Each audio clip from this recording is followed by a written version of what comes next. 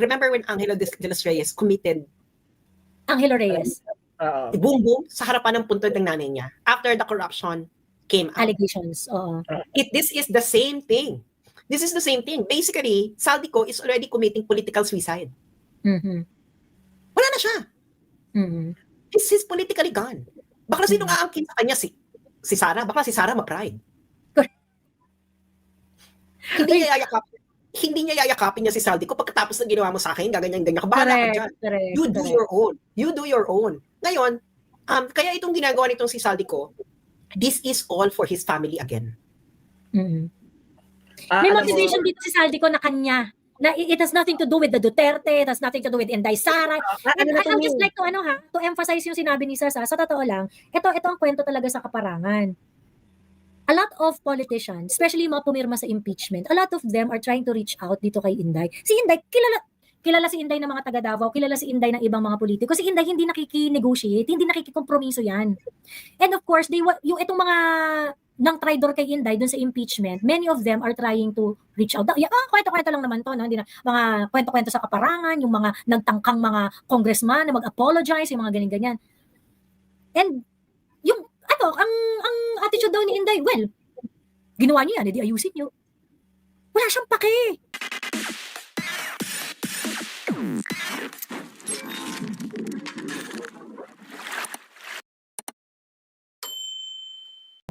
Ayan, ito na si Mami Laika. Hi, Mami Laika. Ayan. Hello! Ayan, okay. Kasi tawag dito, gusto kong panoorin natin ulit yung video ni Saldico. Tapos i-blow by blow natin yung reaction natin doon sa video niya. Yung first at saka yung second. Ayan, napanood mo na ba parehas? At nakakaloka. To the point na nga sinasabi ng mga kakamping, ngayon hero niya na si Saldico. Parang, kakaloka yung mga kakamping, no? Parang, may kapansanan sa utak, no? Na parang, nagustuhan lang namin yung sinabi ni Saldico, hero na namin siya. Ewan kasi. Diba? Wala kang sound, Mami Laika? Nawala kang... Ayan. Hello? Ayan, oo. Hello, ayan. Ayan, okay. Ayun, so anyway, panoorin lang muna natin yung first part. And then after that, yung mga reaction natin. Kasi kahapon, lumabas itong video ni Saldico. Speaker, Martin. Okay, wait. Sorry, wait. Okay, wait lang. Kahapon, lumabas yung video ni Saldico.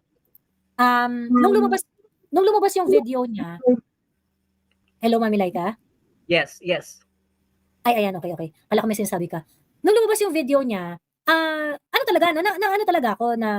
natuwa talaga ako, of course, syempre. Kasi, basically, na-validate lahat ng sinasabi ni Inday Sara. Lahat ng mga pinopoint out natin, na-validate nung statement na yan, nung video confession na yan ni Saldico. Later on, let us going to, look at all the aspect of this video. Tingnan natin lahat ng mga anggulo nito. Pero panoorin muna natin ngayon, and then later, pakinggan din natin yung reaction ni Mami Laika on this. This is the first part of Saldico's video. Ang nag-deliver papunta sa bahay nila Pangulong Bongbong Marcos at Speaker Martin Romualdez mag-insert o magpasok ng 100 billion worth of projects sa BICAM. Sana po ay hindi nila ako mapatay bago ko mailabas ang lahat. Ginawa ko lang ang utos sa akin, pero ngayon, handa na akong harapin ang lahat. Ginagamit ng administrasyon ang buong resources ng bansa para tumahimik ako. That he will shoot me if I will talk. Gagamitin ako bilang panakipbutas sa kanilang kampanya laban sa korupsyon. Hindi na ako mananahimik. Ilalabas ko ang lahat ng katotohanan. May resibo, may ebidensya, at may pangalan. Para sa bawat Pilipino, alam ko na buo ang galit ninyo sa akin ngayon. Nauunawaan ko rin kung bakit. Lalo na at malaki ang halagang nakataya. Pero bago kayo humusga, hayaan ninyong ipaliwanag ko ang buong katotohanan. Matagal akong hindi nagsalita dahil may direktang utos sa akin. Huwag nang bumalik ng Pilipinas at manahimik na lamang. Umalis ako noong July 19, 2025 para sa aking medical check-up. Nakaplanong bumalik pagkatapos ng SONA ni Pangulo. Pero habang papauwi na ako, tinawagan ako ni dating Speaker Martin Romualdez at sinabihan, stay out of the country. You will be well taken care of as instructed by the President. Noon naniniwala pa ako sa kanila, kaya't hindi ako bumalik. Tumikom ang aking bibig, sumunod ako, pero ang hindi ko alam, ang ibig pala nilang sabihin sa aalagaan ka namin ay gagamitin ako bilang panakipbutas sa kanilang kampanya laban sa korupsyon.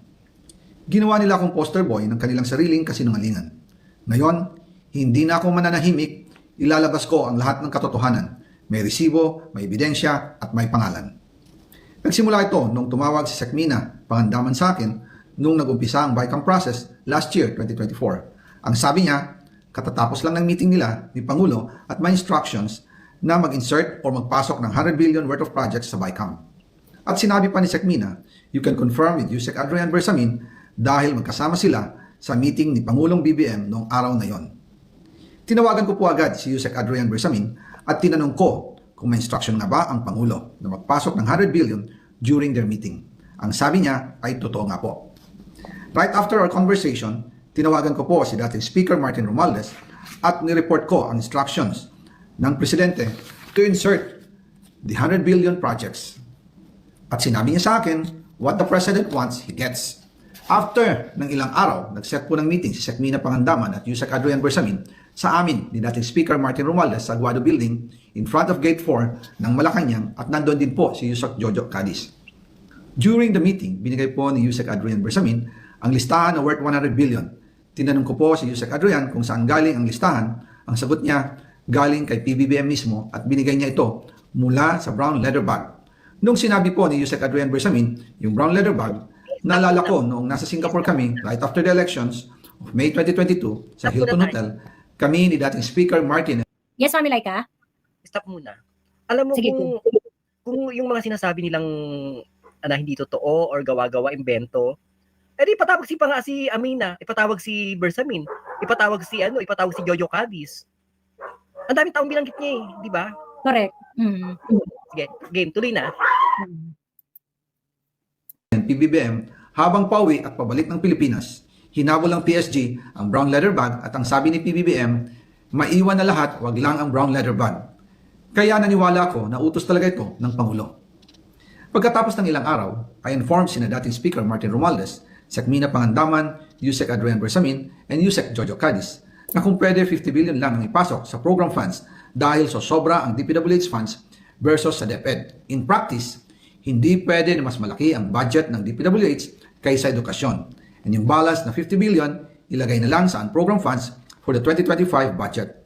Dahil Office of the President din ang nagre-release ng lahat ng unprogram funds. Pagkatapos ng isang araw, tinawagan ako ni Sekmina at sinabi ang mensahe ng Pangulo. Ipasok ninyo yan dahil pinangako na sa akin ni Speaker Martin yan at hindi na pwedeng baguhin. Kumbaga, ang utos ng hari hindi pwedeng mabali. Again, I informed the Speaker and asked clearance about the instructions ng Pangulo. At ang sabi niya, wala tayong magagawa. Kaya po nagtataka ako kung bakit sinasabi ni Pangulo na hindi niya makilala ang budget. Samantalang lahat na binawas at dinagdag sa mga ahensya ng gobyerno ay humihingi ng approval sa kanya si Sekmina Pangandaman. Ayan, okay. So, tapos na yung part 1 lang muna tayo, ha? Okay. Syempre, ang payat ni Saldico, nag-decline talaga yung, niya, it looks like nag-decline talaga yung weight niya. And, natin, pag-usapan natin yung AI daw yun, Mami Laika. AI daw tong video na to. Ano masasabi mo dun? Napaka-lame. Lame na palusot. Unang-una, Saldico, Facebook, in-upload. Sa verified page ni Saldico, no? Oo. So, paano maging AI? Saka, obvious naman pag AI, alam mo malinis eh. Ito hindi malinis. Ano naman na recording lang. Oo. At saka parang sa akin naman, ang pagka AI siya, okay, so ibig sabihin manipulated, 'di ba? In-input nyo lang yung image, in-input lang yung content and things like that, okay? Ang problem kasi, sabihin na natin kung kunwari AI yan, in-upload sa verified page ni Saldico. So ngayon, it defeats the purpose of your argument na AI siya. Hindi mo na pwedeng gamitin yung argument na yun eh. Kasi even if it is an AI, it means yung message na nandun sa video na yun is the message that Saldico want to impart to the public. Nagets nyo na ba? So yung mga nagsasabi ng AI dito, hindi, AI yan, mga tanga kayo, mga ano kayo, ineme, ganyan. Sabihin, assuming arguendo that it is AI. Ibig sabihin, sinupply lang yung words, sinupply lang yung video, yung image, right? Then why the fuck are you going to upload it sa verified page ni Saldico? Kasi ibig sabihin, kung AI man siya, kung totoong AI man siya, it means, yun pa rin ang gustong sabihin ni Saldico. Yeah. Parang ano lang yan, di ba, sa corporate sa amin na, pag halimbawa magre-report ako, i-ano ko na yung report ko, tapos gagawa ng mag-generate ng image ko. So parang instead na nagsasalita ako yung nagre-report, yung AI yung nagre-report ang gusto kong sabihin. So, and that's still you, right? That's still you. Ngayon, kung sasabihin nilang, may ibang gumawa, bakit sa FB page ni Saldico na-upload? Sige nga. Saka talagang ang labong AI, hindi siya AI me. Kasi pag AI talagang, bakit hindi, Diyos ko naman. Kita mo mukhang haggard, mukhang hindi natutulog na, mukhang, alam mo, parang yung taong takot na mamatay. Oo. Kung AI yan, sana, pinagwapo man lang niya sana, in good condition man lang sana yung itsura ni, hindi nga papasang Baker Slim yun dahil sabi nga ni, sabi ba't raw pumayat si Saldico na Baker Slim daw ba? Hindi nga papasang Baker Slim yung pagkapayat ni Saldico kasi yung pagkapayat niya, he doesn't really look healthy. He look really, really stressed out. That's not how he used to look like. Diba? Alam mo, yung parang yung parang hindi na nakakatulog kasi alam niya any moment pwede siyang mamatay. Ganun itsura niya. Correct. And Mami Laika ha, ayon sa kwento, sa kaparangan ha, sa mga nakakausap ko, even the family of those who are taking care of the security of Saldico ay sinisreten. So, ako talaga tingin ko baka hindi abutin nga ng video number 4 to Saldico. Kasi 4 daw yung videos na yan. 4 daw yung videos na yan and it's going to be talagang it's going to be more revealing than the last one. Abutin pa kaya ng part 4 itong si Saldico? Baka mamaya patay na siya bago pa malabas yung part 4. Ano na yan, recorded na yan, pinuputol-putol lang niya. Yeah, oo nga, ibig kong sabihin baka pag pinalabas yung video number 4 patay na siya. Pero alam mo maganda rin yung ginawa ni Saldico. Gumanya na siya kasi ngayon pag namatay siya kahit pa sabihin mong natuklaw ng ahas o kaya na nabangungot or nadapa na untog yung ulo. Alam natin hindi totoo yun. Si bakla tumatawag, si Sas. Teka lang ha. Tara na, yan yung link. Ang kapal ng mukha ni Amena, promise, ang kapal ng mukha. Totoo. Sana kung sino man yung pamilya ni Amena, sana makarma kayo kasama yung pamilya niyo. Kapal ng mukha mo, Amena. Promise, saka nakakagigil. Teka, ibigay. Ayun na pala. Ayan na siya. Hello everyone! excited. Kahapon ba excited mag-live yan? Diba? We just started. Nandun muna tayo sa first video. Pero alam mo na loka ako kasi nung sinabi ni Amy na yung balibalitang lalabas si Saldico, sabi ko, ano kaya kapunyeta ng sasabihin nitong hayop na to? Hindi yan yung ini-expect ko. Promise. At hindi ganito pala. Ang alam ko, ano pa rin siya yung magsisinungaling pa din, magsasabi pa rin na kung ano-ano para iligtas yung pangalan nila, pati protection si BBM. Naloka ako. Talagang kambyo kung kambyo. Which is, yun yung inaano ko na sana talaga may isa sa mga insider ang yung kumanta. Which is, ayan, ginawa niya na. Ayun. Ano ang tawag dito, Sas? Welcome to Life on Earth. Welcome to Life on Earth. Ayan. Ano ang tawag dito? Kasi pinanood namin yung first na video and we want to do a deep dive dito sa mga eklavu nitong mga videos na to, yung mga reaction dyan. Ay, sandali lang. May nabasa kasi ako. Sige, go. Sandali lang, this is so funny. Hindi ako nagagalit I just find it so funny when people cannot get figures of speech. Like sarcasm. So, di ba may nilagay akong comment, yung kay Shelo. Di ba sabi ko, actually I agree with Shelo here. Kung ikaw ay magnanakaw, bakit mo naman ilalagay sa, papa-insert pa, pwede naman ilagay na sa NEP. Bakit na nalagay sa National Budget from the start before BICAM, pwede naman magnakaw ng hayagan. And one of your enemies, Joey. One of my enemies talaga. One of your enemies, na hindi naman siya enemy, pero syempre pag na may mention ka, lumalabas sa newsfeed mo yung mga eksena ng buhay, di ba? Lalo na pag hindi mo binlock. Lumalabas sa newsfeed mo, kahit, ayoko na may block kasi hindi naman kaaway. Tapos, nag-comment siya, yung chikahan daw namin doon ni Shelo, this is what you get daw if you don't know anything about budget. Tapos, sabi ko, so akala niya, yung comment ko kay Shelo, nag-a-agree talaga ako kay Shelo. So, Actually, ang dami kong na-receive na ano dyan, na sabi ganun, Joey, ano nangyari kay Sa? Sabi ko ganun, bakit siya nag-agree kay Shelo? Sabi ko, ha, sarcasm. Sabi ko, ganun sarcasm yun. Sabi ko, ganun. Sabi niya, ha, sarcasm ba? Sige nga, babasahin ko nga ulit. Di ba? Sas, Parang, alam mo talaga ha, ganito lang talaga. Kung hindi sabi mo, una-una, kung bumagsak ka ng reading comprehension, nung grade school ka, ng high school ka, do not engage in social media. Because in social media, reading comprehension is everything. your absolute tool. Because you cannot hear the other person. Okay? You cannot hear the other person. You cannot see their verbal expression. That's why, improve your reading comprehension. Ako kasi mahilig talaga akong magbasa nung bata pa lang ako, kaya I can get nuances, etc. Ikalawa. Alam mo, sandali. Sandali. Ang kapal ng mukha ni Edwin Hamora ba? Na magsabi na hindi mo alam yung budget, ganyan-ganyan. Kung nga po tangina ka, hindi mo alam yung sarcasm eh. So parang, yun yung unang-una. Hindi ako galit Edwin, hindi ako galit. It might just be a function of aging, ganyan. Alam mo naman, pag aging, aminin nyo yan, when we are aging, lalo nating na hindi nag-gets ang sarcasm of the younger generation. Oo. Actually, slow talaga siya.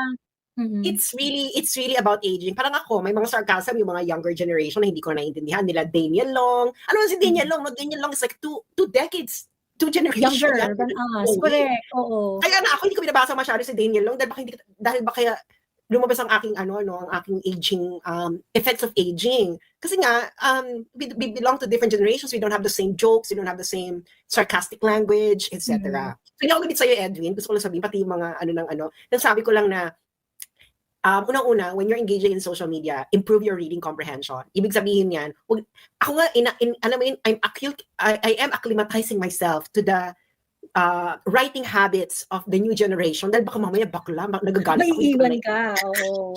Correct. Mamaya nagagalit ako, hindi ko pala naiintindihan ang usapan. Di ba, hindi ko pala naiintindihan ang usapan. Siyempre, every new generation has its own sarcastic language. Kaya ako talaga, ina-acculturate ko talaga, nagnonood ako ng mga Gen Z na movies, ganyan. Para talagang, nalalagay tayo sa uso. Yun ang ikalawa. Ikatlo, yun na yung general, no? In general. In particular, if you're not following someone's page, and someone has their own peculiar way of commenting, of absorbing things. Of absorbing things and expressing it. Pag hindi mo alam yan, Bex, you need to push the pause button first and see, oh my God, baka hindi ko na talaga alam kung paano expression nito isang tao. Kasi if you're just gonna be trigger happy sa social media, ikaw ang talo. So, una-una guys, improve your reading comprehension. Lalo na kung viewers, you have to be honest with yourself. Were you good at reading comprehension in your grade school, especially in grade school? So grade school gives you formative knowledge on language, structure, etc. And if you're bad at high school and grade school, you have to be honest with yourself that you might not be that competent yet to read anything. So, ngayon, if you know that you are bad at reading comprehension, maging honest lang kayo sa sarili nyo. Halimbawa, ako, I'm bad at math. So, I am not working so hard in order to learn math. Now, I'm improving. Thank God. Ngayon, if you're not so honest about your weaknesses, baka malalaos ka sa social media. Because you are just going to react on everything that you're going to read that you do not understand. That's why, ang advice ko lang mula sa kabilang buhay ay this is like when you are in someone's other circle and you don't know their inside joke and then you commented. You know that feeling? That's what you should feel right now if you don't get what you are reading on social media and just commenting on something. So, yun lamang po at maraming salamat. Alam mo hindi naman kailangan kilala ka ni Edwin Hamora para hindi niya magets na sarcasm yung sinasabi mo. Promise.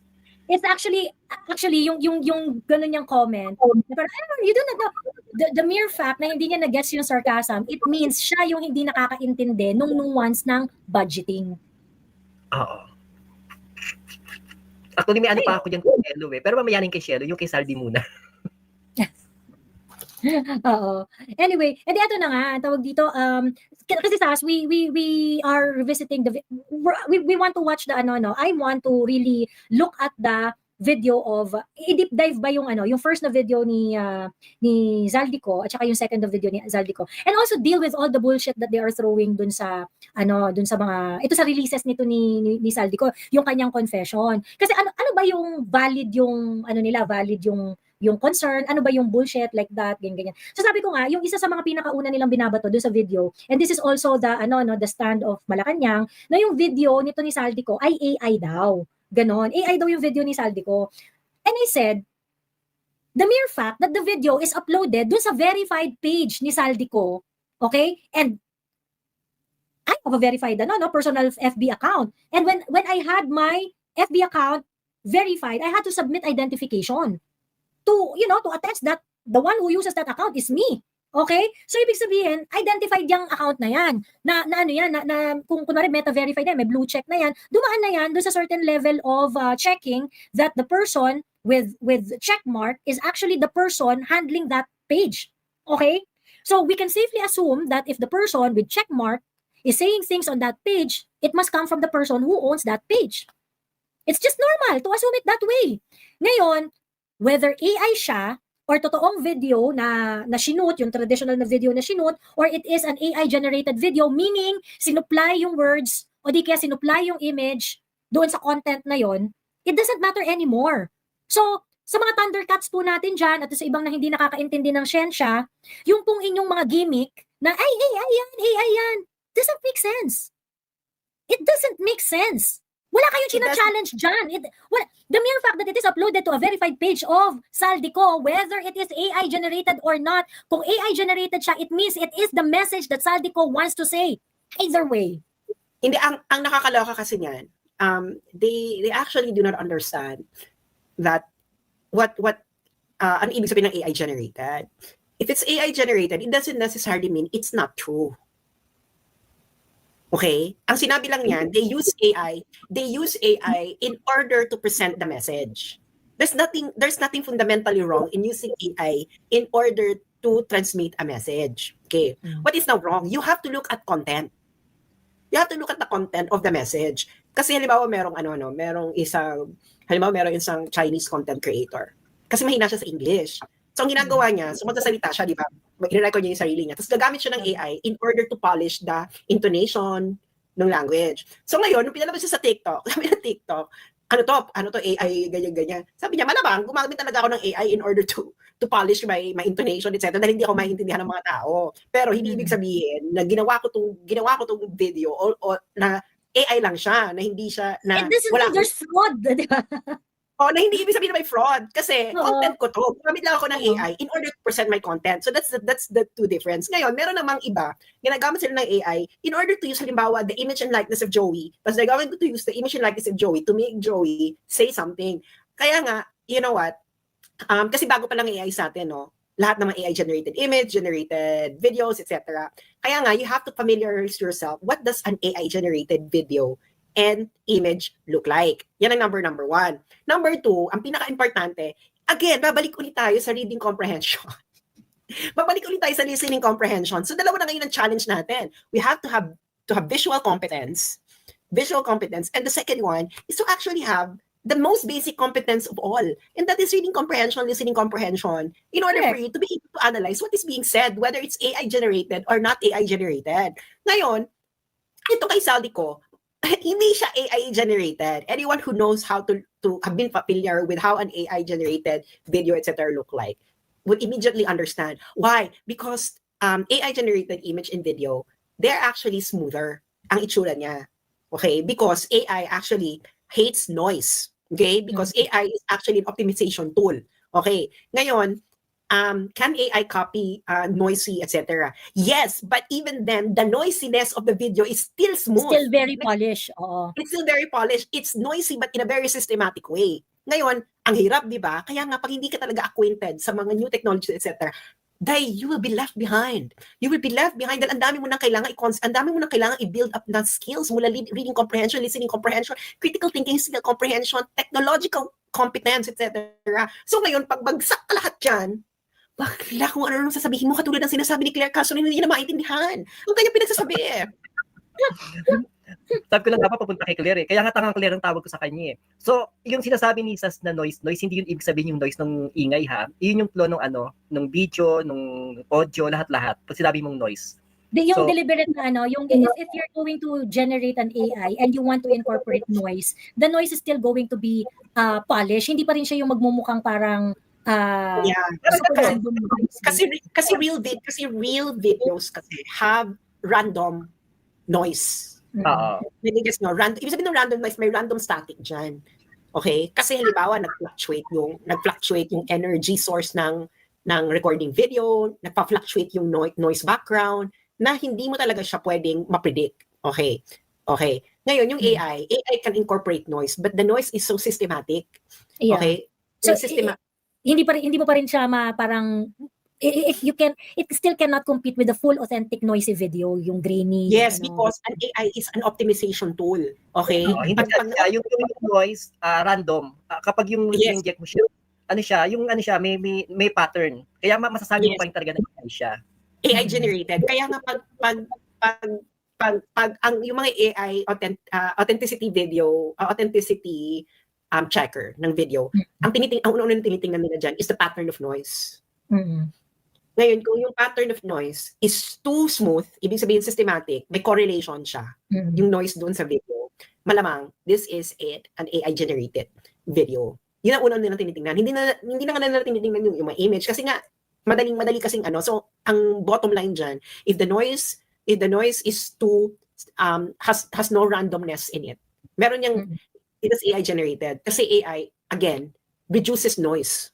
Kaya nga siya optimize eh. Kaya nga di ba nakikipag-usap ka sa AI, hindi masyado sumasakit ang ulo mo kasi nga walang random fluctuation doon. That's a very smooth conversation. Ngayon, compare your conversation with a human being na bigla-bigla na lang may bigla-bigla na lang siyang sisingit na thought process.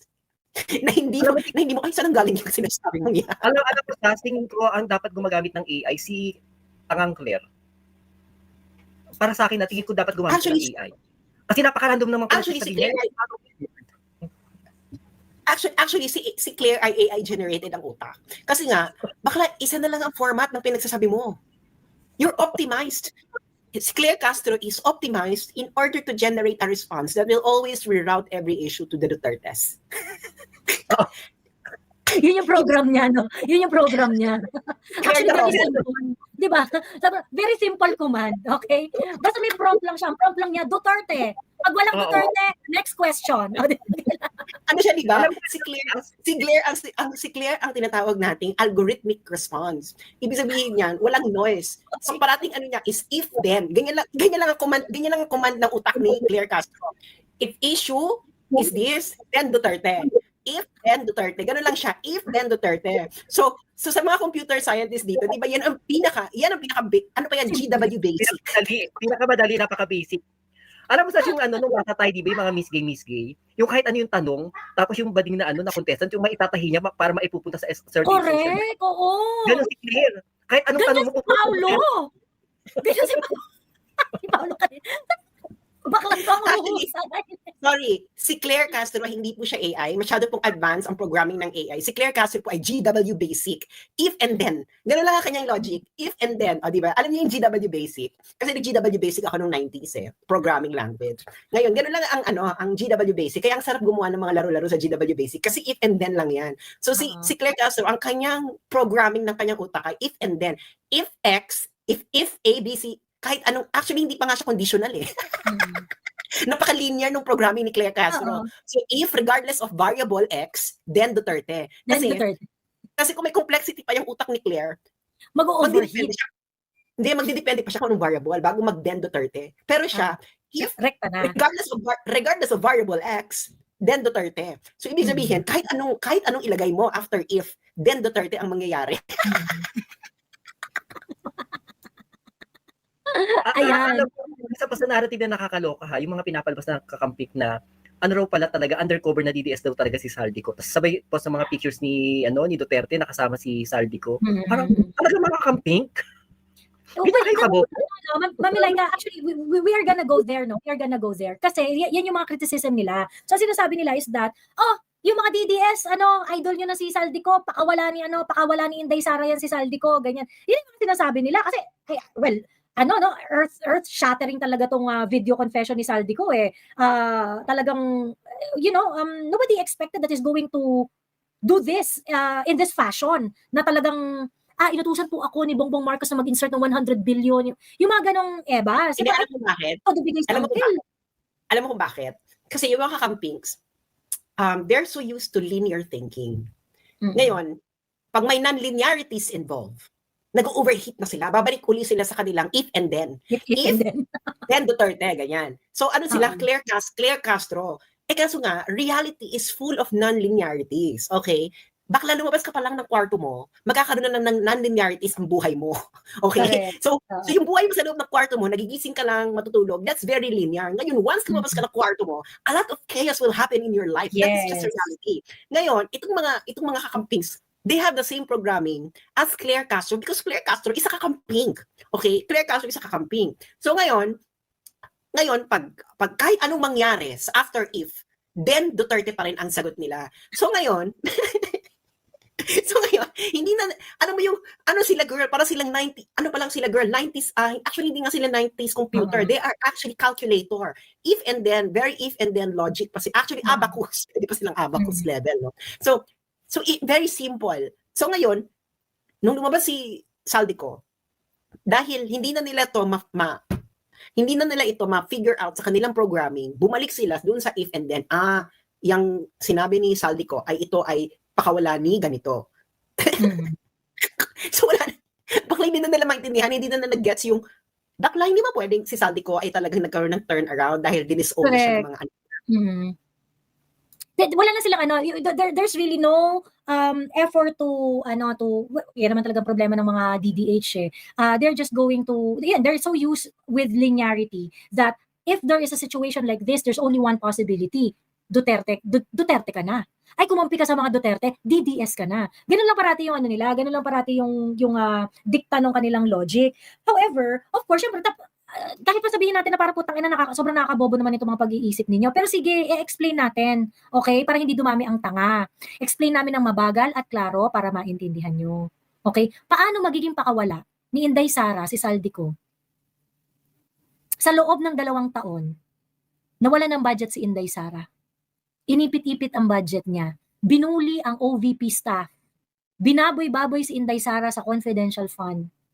Kinidnap ang tatay ni Inday Sara. Ni-raid. Pinagtangka ang raid din ang bahay nila sa Davao. Pinagtangka ang pasukin ang Davao City. Ginulo ang kapatid ni Inday. Pati si Pulong ginawa ng mga iskandalo.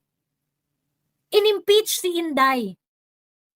Napakatinding build-up naman nito. Diba? Pagkatapos at the end of the day, DDS pala si... Ano siya, girl? Alam mo ito, alam mo kumbaga sa movie adaptation ng libro, this is an avant-garde version of the book. Alam mo yung parang yung mga Chinese drama? Yung mga Chinese drama, yung mga sobrang kinawawa yung pantaan mo talaga sa telenovela lang talaga mag-e-exist na mga kwento. Kasi yung mga, kukwentuhan ko lang kayo ng kabaduyan ko na hindi ko masyadong pinapakalat, pero... alam mo yung nabasa mo yung libro, tapos sa panood yung movie na parang din mo yung nangyari sa libro. Parang, ano to, pinasasabi to ng movie. So yung kumbaga, may totoong nangyari. So we have a theory about it. Now there is a theory that is closer to reality. And then there are theories that is so far outrageous. So outrageous. So, mamimili kayo, what is more, Occam's razor? Which theory would require less assumption? Okay? Yung theory ng mga kakamping na si Saldico ay pakawala ni DDS. Pakawala ni Inday. It requires a lot of assumption. Babalik ka pa sa day 1 ng 2022. Okay, so si Inday ay inorchestrate niya ang kanyang impeachment na pinangunahan ni Saldico. So you have to assume that in order for your theory to be correct. It's not even unbelievable. Pina-impeach ni Inday. Pagkatapos DDS pala sa Saldico. Oo, parang kasama pala sa plano nila yun na, Saldico, impeach mo ko tapos gagawa tayo ng ganitong drama para... Diretsyene lang to DDS ka talaga. Diba, Saldico, Di ba, Saldi ko, sabihan mo akong magnanakaw. Di ba na ganun si Saldi ko yung parang, hindi naman palagi, ninakaw niya yung pera. Na ganun si Saldi ko, kasi yung magnanakaw, tapos ano yun? Dex, Didiet Dex, na talaga you're siya. not logical. You are just a diehard Duterte hater. You are not in touch with reality. You are just a diehard Duterte hater. Okay? Wala ka sa hulog. Bakla, you are so consumed by your hate of Duterte since 2016. At 1 decade ka nang stuck sa ganyang programming ng utak mo. Mm-hmm. It's not a you problem.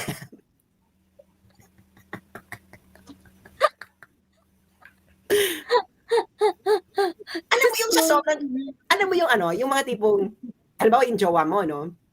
Una nagloko. Ngayon, nagbago naman. Totoo naman nagbago. Hindi na siya nagloko every time. Wala na siyang pagloloko. Pero dahil sa tamang hinala ka. Oo, lagi kang jumpy, lagi kang tamang duda. Oo. Dahil tamang hinala ka, hindi mo na naintindihan yung mga nangyayari. So lahat na lang gagawin ng jowa mo, nagloko ka. Mali. At lahat tayo dumaan sa ganyan, no? Dahil talaga namang minsan nag-overheat talaga ang mga utak natin. No? Ako rin dumaan ako sa ganyan. I'm pretty sure sa ibang jowa nyo, naging ganyan kayo, hindi pa? And that's part of learning. Pero bakla, kung 10 years na hindi ka pa rin nag-learn, bakla this is a you problem. We have a hardware problem. Kailangan nyo nang bumili ng bagong pyesa. Upgrade the motherboard. Baka this is no longer a software error. This is now a hardware problem. Correct, 'di ba?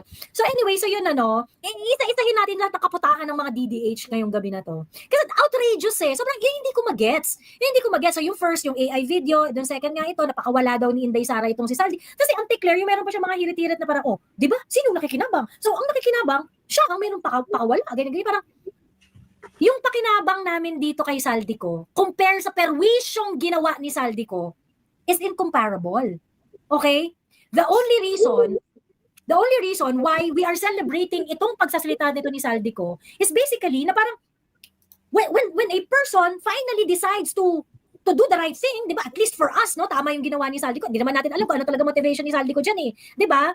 But if Saldi ko is going to tell the truth, which is something that we had been talking about for the past 2 years already, of course we're going to celebrate. Hindi kasi meron kasi mas may coherent na story Nagsalita yung anak ni Saldi ko. Basically, the anak is disowning the father because of corruption. And I'm pretty sure, kasi di ba yung anak na Becky, close din siya dun sa mga kapatid niya. Doon lang sa tatay hindi. Malamang nagkaroon niya ng family conference. Binababoy na tayo ng buong mundo, ganyan. And which is more likely kasi bagets pa At makikita mo naman yung Becky talagang meron siyang sariling integrity. And I'm pretty sure the Becky, when he started to speak, the siblings agreed. The siblings agreed. Kasi nga, tayong nito hindi naman tayo involved sa politika. Di ba? At yung mga ganitong mga anak nagbabaliktad, this is more common when the children are not part of politics. Kasi yung mga anak ni Saldi ko, hindi sila part ng politics. Ngayon, yung mga anak ni Bongbong, bakit hindi sila bumabaliktad condemning the father? Kasi nasa politics sila. Because they are involved in politics. I'm pretty sure meron din yung kamkaman levels. Kaya parang we're all in this together. Ngayon, yung kay Saldi, yung mga anak niya, hindi sila involved sa politics. That's why they can say something na, bakit tayo? That doesn't have to be politically calibrated dun sa interest ng tatay niya. Ng pamilya nila. Ngayon, kasi bakla, yung mundo ni Saldi ko, mas madaling matiis yung lumiliit ang mundo mo sa politika kaysa sa mundo mo with your loved ones. Yes. Kasi pag lumiit ang mundo mo with your loved ones, ang kalaban mo dyan, loneliness. Pag lumiit ang mundo mo sa politika, ang kalaban mo lang dyan, bakla, is career options. Kung walan ka ng career options sa politika, there are other careers. Pero pag lumiit ang mundo mo, sa mundo mo with your loved ones, bakla, ano yung gagawa ka ng panibagong pamilya? Correct. And Saswa Milaika, this is true for any family. Yung family na merong magandang values, merong yung pamilyang kriminal, pamilyang madasalin, pamilyang hard worker, alam mo lahat ng pamilya, true ito. Okay? Pag ikaw, meron kang anak, you would always want the best for your children. Depende sa kung ano yung pagkakaintindi mo dun sa best for your children, right? Kung yan ang general rule, no? For syempre merong mga outliers dyan. Pero the general rule is that, kung ikaw, criminal ka or ginagawa mo yun kasi parang, kumbaga meron kang meron kang parang whatever it is na ginagawa mo, drug lord ka or whatever, ganyan. Yung outcome nun is supposedly to render the life of your children more comfortable. 'Di ba? Yung mas umalwan yung buhay nila, maganda. Alam mo, totoo yan, Joey. Ay, Diba? may gusto lang akong i-share, no? May gusto lang akong i-share. Meron akong kaklase noon sa Sinbeda. One day na lang, nagising kami. Napatay yung pudra. Alam mo kung bakit napatay? Kasi, Bank robbery. So all those years, yung tatay pala niya ay member ng isang Sindikato. bank robbery. oo. Tapos ang nasabi nila niya, hindi niya alam na gano'n ang ginagawa ng tatay niya. Basta ang nakita niya na lang parati, ang daming pera sa bahay. Tapos ang daming pera binibigay sa kanila. So kung makikita mo dyan, the father did it for their family. Because that's the way the father thinks he could provide better for his children. Correct. I am not condoning, I'm not condoning Yeah. the bank robbery. Oo. I am just giving the logic behind Yes. not Oo. structurally comparable with everything that any father would do for their children. Would do for their children. Correct. The only difference is the content, the moral content of the action. Yes. So ngayon, yung tatay na nag-iimpok ng basura, nagpupulot ng basura, he is also providing for his family just as much as the one who is stealing. The only difference is yung basurero has a better moral content than the other one. Pero correct. the structure is the same. Both father The motivation is still the same. The motivation is still the same. Yes, they both would like to provide better for their families. Ngayon, Correct. yung anak ng basurero, when the anak says, nahihiya siya sa ginagawa ng tatay niya, magagalit tayo dun sa anak. Putang ina ka, bakit mo ginaganyan? Ang rangal-rangal nung ginagawa ng parents mo, di ba? Kahit sabihin natin na ano. Ngayon, dito sa magnanakaw ang tatay, pag yung anak ay kinundina niya yung kanyang tatay, in public, we will gonna be proud of the child. And look Correct. at what will it do to the father. The father would have a conscience sparking in his mind because putang ina, ginagawa ko ito para sa aking mga anak. And now, my children cannot appreciate it. Bakla, Correct. mag-short circuit ang utak mo. Because you're only human, you have a spark of conscience in you kahit gaano ka kasama. Ngayon, Correct. yung supposedly na nilunok mo ang iyong konsyensya para makapagbigay ka ng magandang buhay sa mga anak mo, hindi na-appreciate ng mga anak mo. At paano ko sabihin ng mga anak mo, sana naging basurero ka na lang, kaysa naging magnanakaw ka para bigyan mo bigyan mo ng magandang buhay. Bakla, remember what it would do to a guy. Ask any man here, any father, ask them, if you are in the position of Saldico at dinisown ka na ng mga anak mo because of stealing, what would you do? Ask any guy. Tanungin ninyo yung mga nakakasakay ninyong jeepney driver, tanungin niyo yung mga nakakasakay ninyong taxi driver, tanungin niyo lahat yan. And I guarantee you 100%, they will tell you na, I will do what Saldico is doing right now. Pero Guarantee sa Can I just finish my ano? Teka lang, Amanda. Sige. Ano lang ako, siguro isang part yung sa anak niya, pero yung nabasa ko nag-comment na at least may konsensya pa si Saldico or nakukonsensya ng mga anak niya. Sorry pero parang sa akin wala siyang konsensya, more on takot. Takot to na parang puto, sabay-sabay tayo nagnakot, tapos ako lang yung mananagot. Hindi pwede yan, tapos ngayon, alam niyo yung kayang gawin sa kanya ng mga Mami Laika, kasama na yan dyan sa discussion. Pwede kasi sabihin ng mga anak That's part of it. Oo, bakit ikaw lang? Kung ikaw kasama kang magnanakaw nila, bakit ikaw lang ang ginagago ngayon? Pagkasama yan doon, magsalita ka. Kasi nakakahiya to, hindi naman parang ganon. Kasama yan doon sa sa discussion ng family conference. Yeah, agree naman ako. Let me just Sandali, ngayon ko lang nabasa to bago ba to or before pa? Dati pa to. So, dati pa? ano nga? Dati pa ako to. sa papa. Napano Yeah, ako sa kanya. actually, pinag-usapan namin to nila SAS before, yung nagsalita yung anak niya, si Ilis ko. Binasa ko tong ano niya na to before. Di ba Joey we already anticipated? Maapektuhan si Saldico. Yeah, maapektuhan si Saldico dito. Di ba yung sinabi natin, di ba? Magkakaroon dito ng wild card. Si Saldico yon. Kasi after nito, di ba remember, i-replay niyo yung pag-uusap namin ni Joey 4 a.m. Pinag-usapan namin to. Ito rin yung info card na ginamit natin noon eh. Kasi may mabigat yung sinabi, malaman ang meaning ng sinabi ng anak niya. At for someone na itsurang ganyan, hindi ko akalain kaya maglabas ng ganitong salita. Ang bigat nito. Pag ako bawa yung tatay niya, binasa ko to, maapektuhan talaga ako. Ang bigat ng ano niya, ang bigat ng pagkakasulat niya. Di ba? Tapos itong si Becky, close pa to dun sa mga ibang niyang kapatid. Hindi lang talaga siya close sa tatay, close din siya sa nanay niya kasi si Saldico lang dito ang sinabi niyang estranged siya eh. Pero hindi niya sinabing estranged siya sa nanay niya, hindi niya sinabing estranged siya sa mga kapatid niya. Ibig sabihin, buo yung kanyang family relations except with Saldico. Ngayon, kung itong bata ito, nagsalita ito, and then siya yung kinampihan ng mga kapatid niya at ng nanay niya Bakla, imagine the world of Saldico. I'm pretty sure Saldico right now is alone, wherever he is right now. His family, I'm pretty sure, is not with him. So imagine, lumiit na yung buhay mo sa politika, lumiit pa yung buhay mo sa pamilya. Bakla, what do you think it would do to a man? Mm-hmm. Correct. And that is where that is where the tragedy lies dito nga kay Saldico at dun sa anak niya. Kasi nga, tahiin ko lang yung punto ko nga tungkol dito. Na si Saldico, on his perspective, lahat ng ginagawa niya is of course is ginagawa niya para sa mga anak niya, para sa pamilya niya. At yung anak niya na nagsalita na hindi na-appreciate yung ginagawa ng tatay niya, that's really going to hit Saldico very, very hard. Again, I am not saying that this is the only factor. This is one of many factors why perhaps Saldico did what he did. Ganyan. Pero, yung itong, kasi there is very few things in the world that you cannot replace and one of them is family. Hindi mo yun basta-basta hindi mo yun mare-replace Hindi mo mababago yan Remember when Angelo de los Reyes committed Angelo Reyes. Boom, boom, sa harapan ng puntod ng nanay niya. After the corruption came out. Allegations, oo. This is the same thing. This is the same thing. Basically, Saldico is already committing political suicide. Mm-hmm. Wala na siya. Mm-hmm. He's politically gone. Bakla sinong aangkin sa kanya si Sara? Bakla si Sara ma-pride. Hindi niya yayakapin niya si Saldico pagkatapos ng ginawa mo sa akin, gaganyan-ganyan ka. Bahala ka dyan. You do your own. You do your own. Ngayon, kaya itong ginagawa nitong si Saldico, this is all for his family again. Mm-hmm.